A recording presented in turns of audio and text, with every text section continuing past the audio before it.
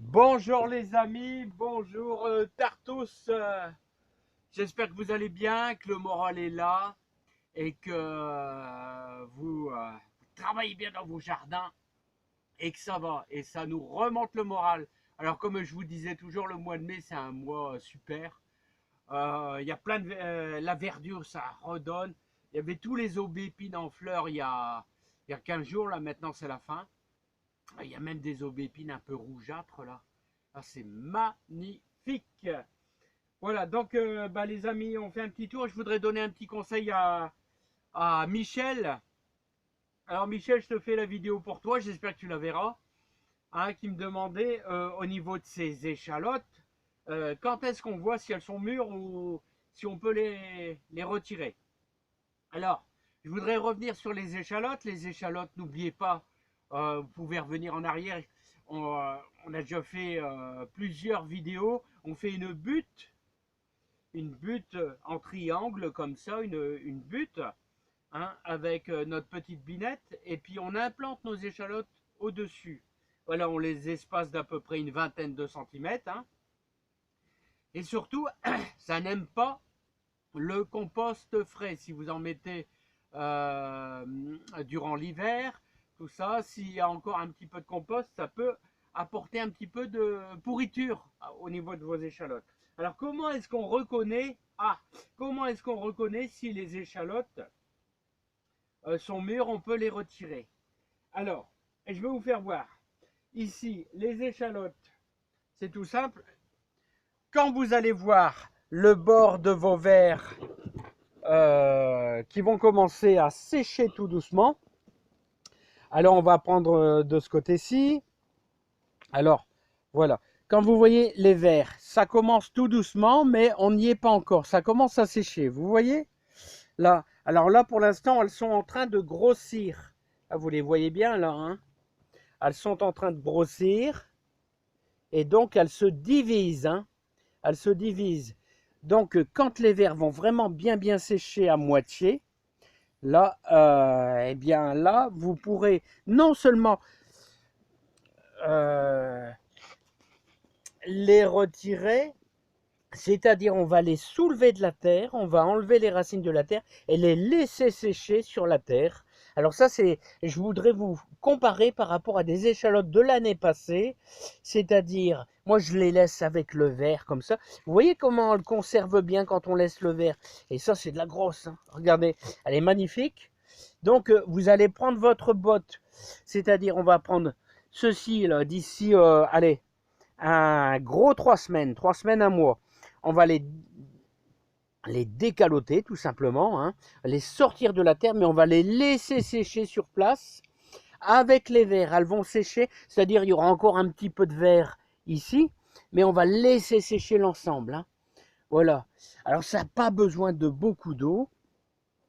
Et ça va sécher. Alors si c'est en pleine terre dans le jardin, vous les laissez au-dessus. Voilà, on fait ça comme les anciens faisaient, on laisse tout ça au-dessus. Hein. Voilà, donc Michel, n'oublie pas, première comparaison, c'est qu'il va falloir observer tes vers. Ta verdure va se mettre à sécher tranquillement. Et donc, t'as le temps. Et surtout, n'arrose pas trop. Parce qu'une échalote qui est trop arrosée, eh bien, ça pourrit. Hein. Donc voilà, hein. Ça aura un aspect comme ça. Bon là c'est de l'année passée, hein. C'est de l'année passée. Mais tu laisses bien faire. Tu n'arroses pratiquement plus. Bon ici c'est dans la serre, donc un petit coup de temps en temps je mets un petit peu d'eau. Mais en extérieur, sache que ça pousse pratiquement à même sans arroser. Hein. Voilà, l'échalote n'a pas besoin de beaucoup d'eau. Hein. Voilà, donc tu te repères surtout à la verdure. Bon, bah les amis, ici, quoi vous dire? Là, les pommes de terre, tout va bien. Ici, les pommes de terre, on a un petit peu d'haricots verts sur le bord.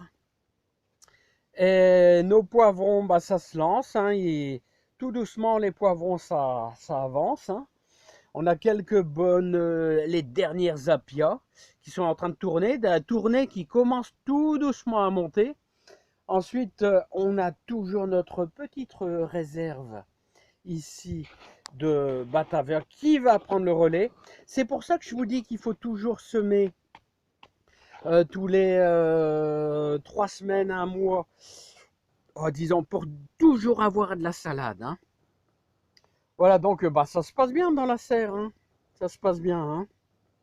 Après, au mois de juillet, nous aurons nos tomates, là, un peu de persil. Il y a quelques poireaux aussi qu'on avait semés au mois de février. Allez, on va les voir en extérieur. Alors, nos pommes de terre au compost. J'en ai vu quelques-unes là qui commencent à sortir. Elles sont où? Là, voilà. Voilà, nos pommes de terre au compost là. On verra ce que ça va donner. Hein. Ça, c'est un petit test. C'est en train de sortir tout doucement. Ah, c'est un compost pas trop fort. Hein. Attention. Hein. Donc, bah, ça suit tout doucement son cours. Et comme je dis toujours, je vous l'avais préparé exprès pour vous, on pense toujours à notre futur compost pour l'année prochaine. Alors vous voyez tous vos épluchures, hop, dedans. Voilà, ça fait déjà un beau petit bond. Là, on va pouvoir toujours en permanence apporter de la nourriture, renouveler de la nourriture pour nos prochains légumes l'année prochaine.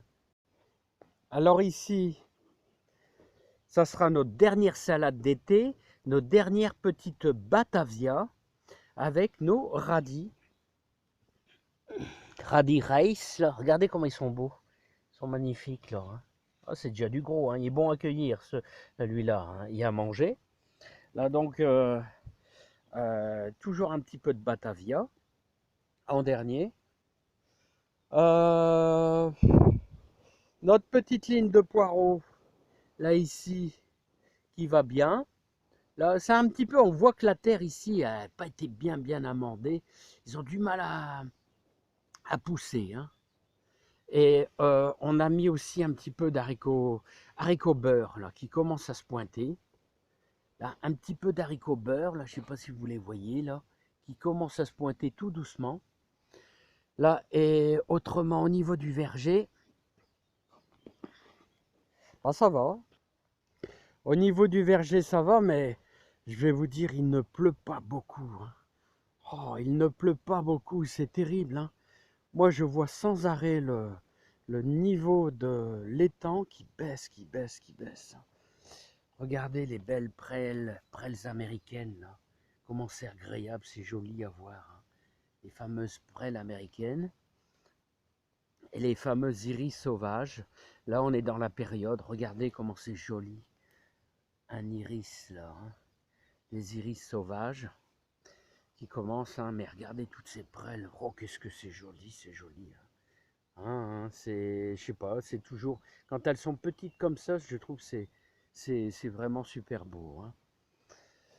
Voilà, alors les nénuphars, je vais vous dire, c'est des nénuphars sauvages qui vont pas tarder à fleurir, on va commencer à avoir quelques boules. Ça permet justement aux poissons, car ici il y a des carpes et des gardons, quelques tanches aussi, voilà, et ça permet ainsi, ils vont pondre leurs œufs là-dedans. Mais les carpes qui sont très vieilles sont assez voraces, et en général elles se nourrissent beaucoup des œufs, des autres poissons. Hein. Donc il y a énormément de pertes. Hein. Ça c'est le cycle de la vie, ça. C'est toujours comme ça. Hein. Bon les amis, on va essayer de les faire venir. Mes petits amis les carpes. Ouais, ça va arriver vite. Hein. Ça va arriver vite. Regardez les masters. Les masters. Ah, ils connaissent, hein. C'est des habitués, hein. Elles me connaissent. Enfin, elles connaissent tous ceux qui jettent du pain. Hein. Ça fait des années qu'on leur apporte comme ça du pain.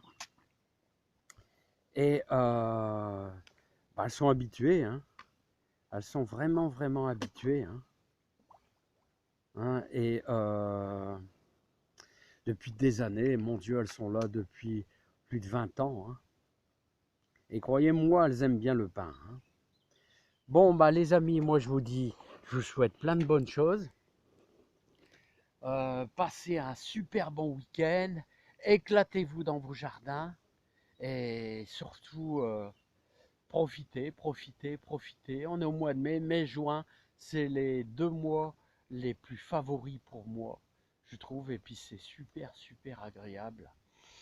Et ça nous change les idées, le jardin. Ça nous oublie tous les petits ennuis de la vie. Allez, plein de bonnes choses. Michel, j'espère que tu verras la vidéo parce que Michel, la vidéo est pour toi. Rien que pour toi. Mais aussi pour les autres un petit peu aussi. Allez, bye bye.